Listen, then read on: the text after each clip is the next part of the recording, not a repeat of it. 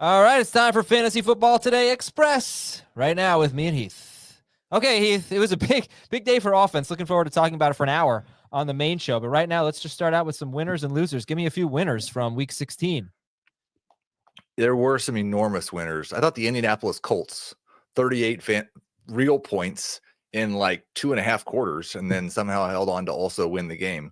But Anthony Richardson, like who says Anthony Richardson and Jonathan Taylor can't both be super studs at the same time? It was good to see Taylor remind people, I think, because he'd gotten into this. He was in a funk lately. He'd been in a funk with Richardson, and he wasn't catching the ball that much. And the truth is that Jonathan Taylor, like Derrick Henry, is the type of running back that even if he's only catching one pass a game, you just have to start him because he's one of the most talented running backs in football, and he looked like that in this game. And next week, they get the Giants. So obviously, it's going to be easy to start Taylor, but I really think if you're in a pinch at quarterback, you could probably trust Anthony Richardson next week as well. There's so many of these running backs. Taylor's one of them because I lost a league last week by 3 points that I had Jonathan Taylor when he dropped the touchdown. So I know a lot of people didn't even make it to this 3 touchdown game. I think the same thing probably for some Barkley managers. If you didn't have a bye, you maybe, or some Derrick Henry managers. It's going to be really interesting to see the win percentages for running backs this year. All right. Any other winners jump out at you? Jerome Ford? You want to talk about Jerome Ford?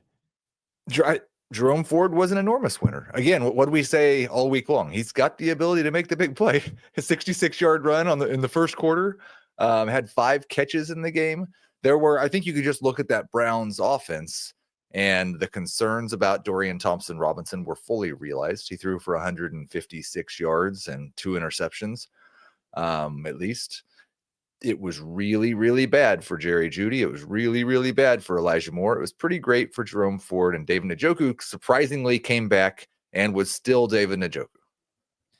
Yeah, I think one thing that really helped Jerome Ford, I don't know how it would have played out if this hadn't happened, but Deontay Foreman fumbling at the goal line because, Ford, I was so worried about him splitting with Foreman. And I think those were the last carries for Foreman, 2 at the goal line, one of them being a fumble. And then Ford was able to score later. But he now has 4 carries in his career of more than 60 yards. That is unbelievable. I was trying to look up how many Barry Sanders had, but I wasn't able to. It's more than 4. But this is, I would bet most of the running backs in the NFL don't have 4 carries of 60 or more yards in their careers. All right. And Chigo Conquo was another one that you had as a winner. 21 targets over his last 2 games. He's at Jacksonville next week, who, yes, they just gave up a lot of production. It was to Brock Bowers. But Okonkwo is 7% rostered. I think they came into this week as the first or second best matchup for tight ends, right? Jaguars they're one of the best matchups for anything in terms of pass catching. So I think Chig's probably a top 12 tight end in the fantasy championships. How could that go wrong? Yeah, they're top 6 or so. So yeah, that's okay. Your losers, you talked about Jerry Jeudy. Garrett Wilson's someone that's driving me crazy. He's one of your losers too. 6 catches for 54 yards. And I think you can kind of throw it in there with Cooper Kupp because they played in the same game. And with the Rams and with the Jets, it just seems like one of the 2 wide receivers is so much more popular with the quarterback than the other guy. He is, but I can excuse the Cooper Kupp thing, even though he's coming off of a 0. I could excuse the Cooper Kupp thing a little bit more because Matthew Stafford threw 19 passes for 110 yards in this game. Like, it'd be surprising if one wide receiver was good under those circumstances. We had 42 pass attempts from Aaron Rodgers. 7 of them went to Garrett Wilson. That's the same number of targets as Tyler Conklin. That's 1 more target than Breece Hall. It's 2 more targets than Allen Lazard. Like, it's Devontae Adams and everyone else in this offense. Yeah, it's tough. Next week they are at Buffalo. And speaking of Buffalo, I mean, can you believe the game that Josh Allen just had?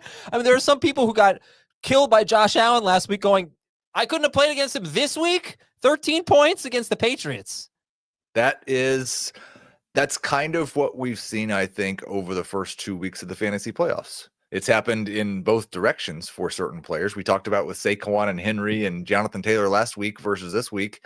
Josh Allen and Jalen Hurts, I think, scored a bunch of fantasy points last week. And then Jalen Hurts leaves early with the concussion. Josh Allen plays the whole game, but James Cook scores all the fantasy points again. There's nothing. Listen, if you got knocked out because of that, then you just kind of have to, fine. Yeah. Fine. Yeah. Although I did advance to the championship game of the magazine league with Jalen Hurts as my quarterback. Nice. Playing against Lamar Jackson, Jahmyr Gibbs, and Devon Achane. Oh my gosh. I hope to fight another week to face you next week in that league. That would be pretty big for me, but obviously your team is amazing. All right, we're going to take a break and talk about the key injuries, including James Conner, when we come back on Fantasy Football Today Express. All right, so Jalen Hurts, Kenny Pickett came in and didn't really play that well. But that being said, AJ Brown he was fine, and Devontae Smith had a bad drop, or else he probably would have had a pretty good game, and decent game. But still, it's not Jalen Hurts. But what do you think about the two running back injuries? You got Ken Walker leaving with the ankle, and then of course you have James Conner on a day where Trey Benson wasn't even active. James Conner getting hurt. I think we're going to get if James Conner is not available, I think we're going to get a full-blown committee from the Cardinals against the Rams, whether Trey Benson's healthy or not. We saw Michael Carter and DJ Dallas both touching the ball in this game. They've used a lot of Amari DiMercato before they put him on IR. I don't think any back stands out as the clear one.